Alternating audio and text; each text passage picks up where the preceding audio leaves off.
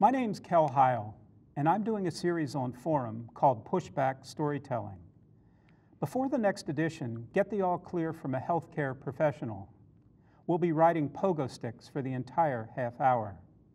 Race, paradigms, complementarity, immigration. My guest, Hector Garcia, the author of Clash or Complement of Cultures.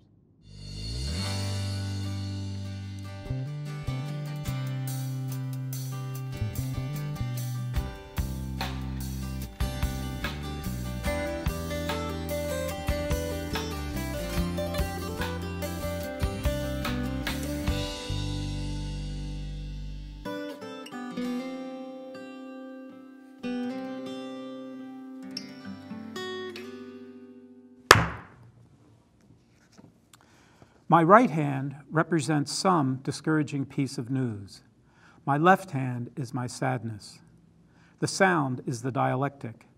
The sting is the need to push back. Consuming standard issue news is like any other form of consumption. Momentary satiety followed by mindless avoidance of all waste produced. Satiety, never clarity. Consuming news is to stay manacled on a decaying carousel in a toxic fog. It's only by pushing back do we gain clarity. Pushing back is the only way to disperse the fog, stop the carousel, and transform it to David's sling. This is the third in a series of shows called Pushback Storytelling. Start by identifying a current political or economic phenomenon, and then talk with a guest doing exactly the opposite and having success. The guest is negating the status quo. It's called storytelling to emphasize the personal, the local.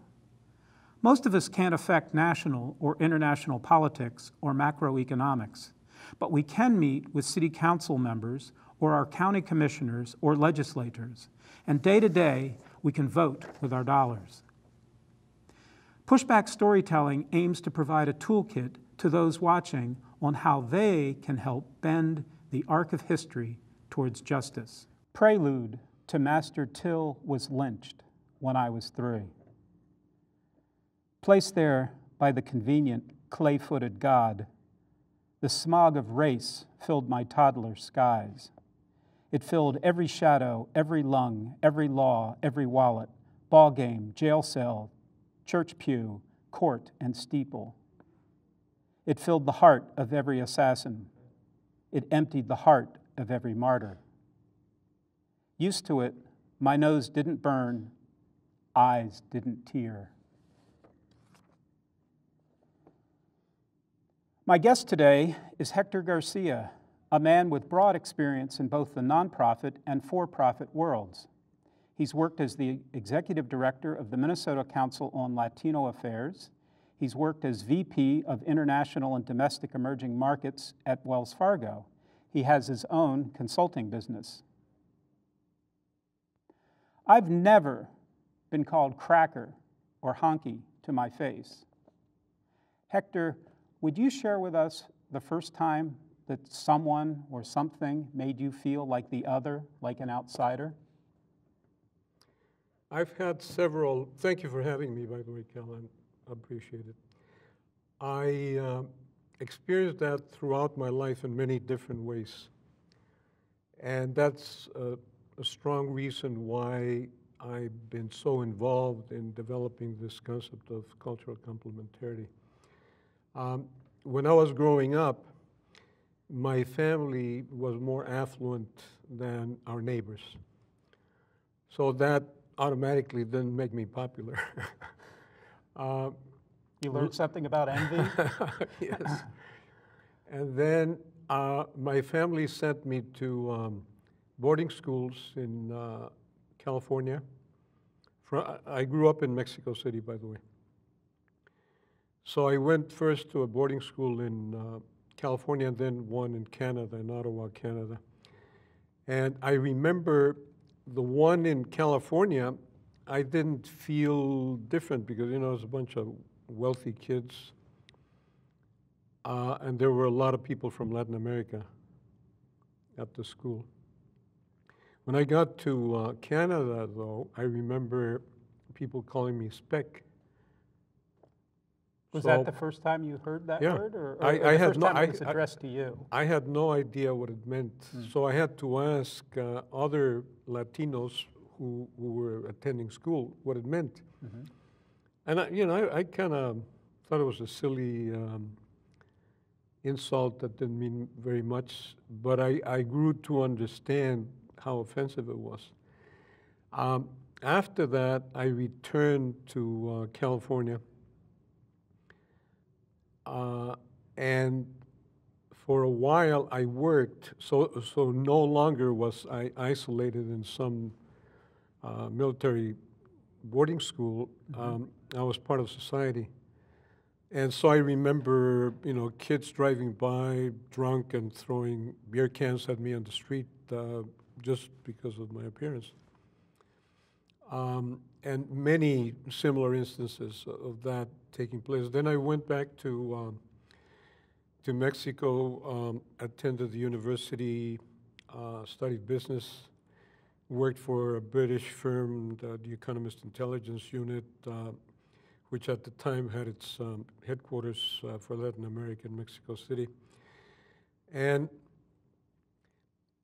I had developed this compassion for the other in my experiences in California and Canada. And I started realizing that I did not like the way the wealthy in Mexico treated the poor. They treated them with a great deal of contempt. And as you know, there's a vast number of poverty-stricken people in Mexico, then and now. And I didn't like it. And one of the great things that I had picked up in high school in the US was my readings of Steinbeck and Emerson and Thoreau and the founders of the nation. And it had inspired me a great deal. And I thought, I'm going to move back to the US to try to live that type of challenge. I would read magazines at the time, and Americans were always thinking, this was in the late 60s and early 70s. So I did move back, and I became part of, I became a legal resident working in this society. And so I started going to study philosophy and psychology and other things. And it was very inspirational, but at the same time, I experienced more than ever that sense of being the other, a second-class citizen. And it wasn't pleasant. So I've been on both or more than both sides of that scenario. And that's what led me to wonder, now, can this be bridged somehow? Can we cooperate rather than insult each other and be at odds with one another all the time?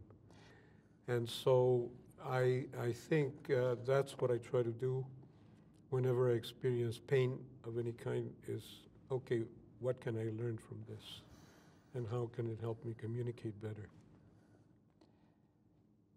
But what happens in a social situation when for other people it's imperative to deny your vision?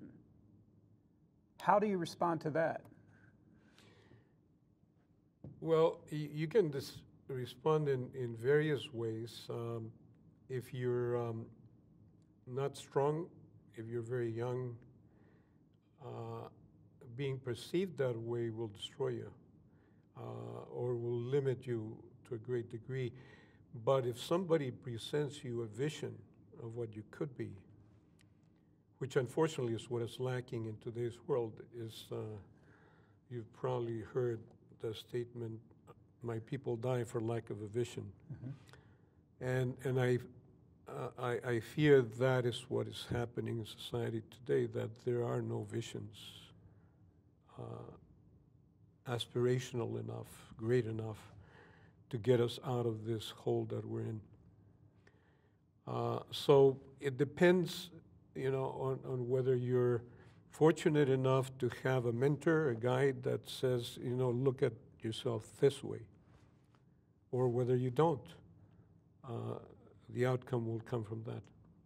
If I allow that aggression to transform the way I think, then I'm lost, because I'll fall into the trap of behaving just the way I'm being treated.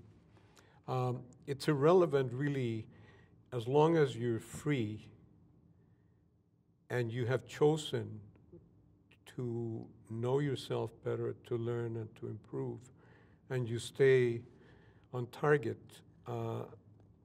Those attacks are hurtful, unquestionably, but they will not destroy you, which I think is the essential part. There was a famous person who, in the Holocaust, was in a concentration camp, and he observed that in a book called Man's Search for Meaning, he observed that the people who survived were the ones who were free to think. So freedom of thought is the most powerful thing. If somebody destroys your freedom of thought, then you die, which is what happened to the people in those concentration camps. The ones who survived were the ones who remembered that they were free to think. Concentration camps. Yep. That's a term that I never thought would be used to describe something happening in the United States in my lifetime. I didn't think that was possible. And yet there's a whole group of people describing the actions of the United States government as creating and populating and operating concentration camps. I don't agree with the characterization. I don't think they've gotten to that point. I'm very concerned about the fact that it's a step in that direction. Nobody's gassing people or torturing people physically to such a degree that they can't be salvaged, but they are refugee camps that are very inhumane by all means, from what I've seen in film and pictures. So it's of great concern to me, but I think to characterize it as a concentration camp does damage to those of us who are advocating for the people in those camps, because then we're dismissed as using hyperbole. Yes. What I don't understand is, given a dominant sentiment in this country of, if you were not born here, do not attempt to come here, with that more or less being the policy of the United States government, do you have any sense of why people, is it a question that they don't hear that story? It doesn't come across very strongly to them that they're not wanted here? Or they just, their hope is so great for a better life that they feel that they can overcome that? Well, there are multiple questions in what you just said. Yes, yes. And implied questions as well. Central America is an area where there were proxy wars during the Reagan and Carter administrations, where the Soviet Union and the US were trying to demonstrate to the world who was right and who was wrong. And that, combined with the corruption and mismanagement of the local governments, was a disaster. And so there's been violence there for decades. And gangs have grown out of that violence, because children that are abused begin abusing other people. And some of them went to California, learned how to be a gang leader even better than they had learned before. Then they were deported back to Central America. and the violence became, not only the government, but the gangs, traffic of drugs, etc. So if I have a child or several children and a wife, and I know that they're going to be either converted into gang members or killed, I'm not going to stay. I mean, there's no choice. The circumstances are pushing me out of my home. And that's what these people do. Now, these people are individuals who are seeking asylum, which by national and international law has a process that is being followed. And I say that to clarify the misunderstanding that many Americans have, that the undocumented immigrants and the refugees or asylum seekers are the same thing. They're totally different. Right. An undocumented immigrant does not have a legal process that he or she followed to get into the country, whereas someone seeking refuge does. And it's up to the country where he or she is seeking refuge to approve it or not. So if you have ignorance on top of everything, and people who think that reality begins at their border and does not exist beyond it, it's a formula for disaster, because it's easy to manipulate people who don't understand what is going on, who are not interested in looking into it in depth sufficiently to find out, okay, so I don't like what's going on, but I can't blame wet pavements for the rain, which is a phrase from a novelist. But that's what people do, they say the problem are the refugees, or the problem are the undocumented immigrants, whether here or in Europe. Well, if powerful countries didn't start wars in other countries, there wouldn't be refugees. People would stay home. If we didn't implement trade agreements that did not take care of those who suffered negative consequences, we would not have undocumented immigration. But if people don't care to look into it, they say, well, the culprits are these terrible-looking people that are crossing the border. I want to get to one of the principal ideas in your book. You write of cultural complementarity. Just as a way into understanding that a little bit, asking the question sort of backwards, who needs cultural complementarity to fail? If I'm understanding your question correctly,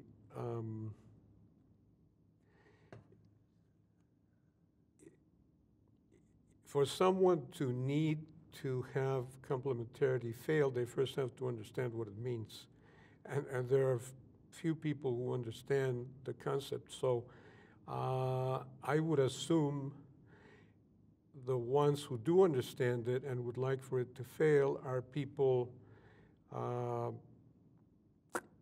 similar to Samuel Huntington, who was a scholar at Harvard, and who wrote some very biased, anti-Latino, anti-Muslim books that became very influential. He was one of the most influential political scientists of the 20th century.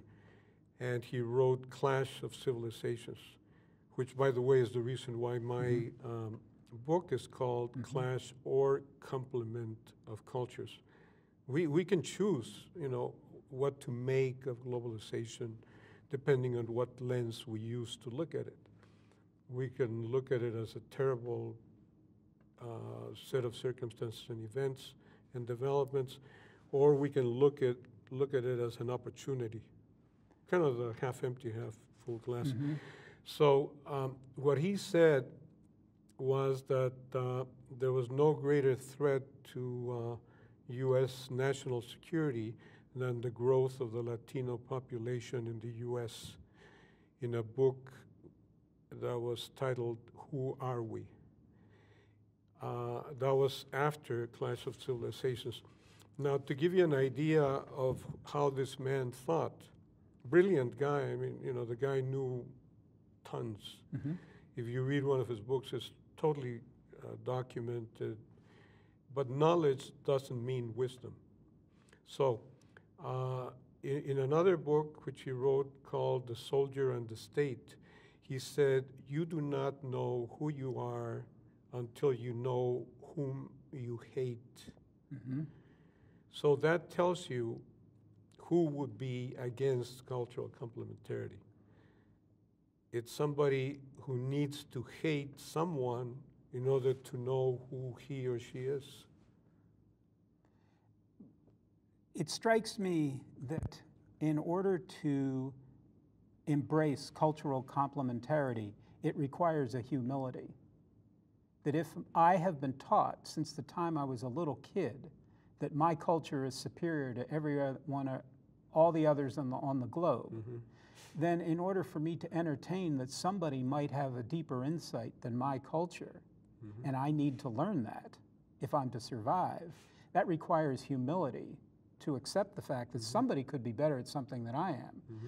I'm wondering, do you have a sense as you talk about your book, share with people, how do you teach that humility so that somebody can embrace cultural complementarity? I think one way to get to humility is to recall, and the truth will make you free. So people who want to be free, free to think, free to speak, free to act, free to choose, cannot allow themselves to be deceived or to rationalize things. They have to look clearly at difficult realities that challenge our assumption of superiority or supremacy, which is worse.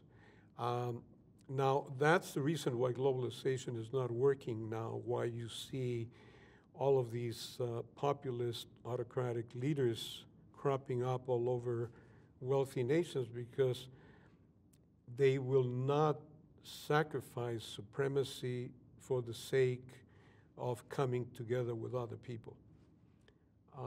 It's too much of a price to pay. But if we're all human, you know, we're all flawed in many ways. We all have blind spots. You notice that my book has a whole chapter dedicated to blind spots. We have to always learn, you know, getting back to the learning thing of Michelangelo. That's the only way we grow. And that is a perpetual characteristic of humanity and a great legacy to leave to future generations. You know, if we believed, as Fukuyama wrote, that the West had reached the end of history, then what are we leaving for children? Does that mean the adventure is over because we already know everything? And so what's there for them to do except die, be entitled and spoiled, or die, exactly. It's a great challenge to learn, you know, always learning. And part of it is having the humility to learn. You've seen teenagers go to school and be defiant and say, I'm not going to learn anything. Well, that's the way a lot of adults behave. You know, I can't be humble. You know, I'm superior to everybody around me, especially these people that look different from me. You know? If somebody in our audience would like to read your book, where's a good place for them to go and find it? Amazon, Rowman and Littlefield, which is the publisher. It might be good for your audience to know what complementarity is in order to be intrigued and why it's significant. Well, what's one thing they could do this afternoon in terms of complementarity to change their paradigm? First, believe in the synergism that a paradigm shift will bring about. That's what has brought about paradigm shifts in the past. That was what has created revolutions in science, politically and otherwise. It's a shift in paradigm because you envision something that you thought could never happen or could ever be done. That's the first thing, is having the motivation to do it. And then learn how to bring it about. And I would suggest that they start with chapter 8 in my book, or read the book Paradigms by Joel Barker, or many others, you know, The Structure of Scientific Revolutions by Kuhn. But believing that what looks impossible, believing that our current direction towards another version of the Dark Ages is not the only way to go, that we can go to another level of wisdom, of greater maturity, as we have done in the past. Democracy, you know, when democracy was practiced in this country a few decades ago, the results were synergistic. You know, the great ingenuity of Americans, the can-do attitude, the enthusiasm about the future. I grew up in a country that constantly looked towards the past and felt victimized. This was Mexico. Yeah. And a lot of Latin America has been like that for centuries. And I'm afraid that's the direction that we're moving in. But the synergism that can come from complementarity is the one that I just described that the U.S. used to have. Or you can take a look at an orchestra where the violinist doesn't say the only good music is the music of my violin. You know, they know that they complement each other and create something by far better than they could do alone. That is the essence of complementarity. Hector Garcia, thank you for being my guest on today's forum. You can post comments, questions, suggest topics or guests for future shows on the Affirming Flame Facebook page. That's the Affirming Flame. Thank you for joining us today. I hope you'll study Hector's book. I'm Kel Heyl. Thank you, Kel. Pleasure. Thank you.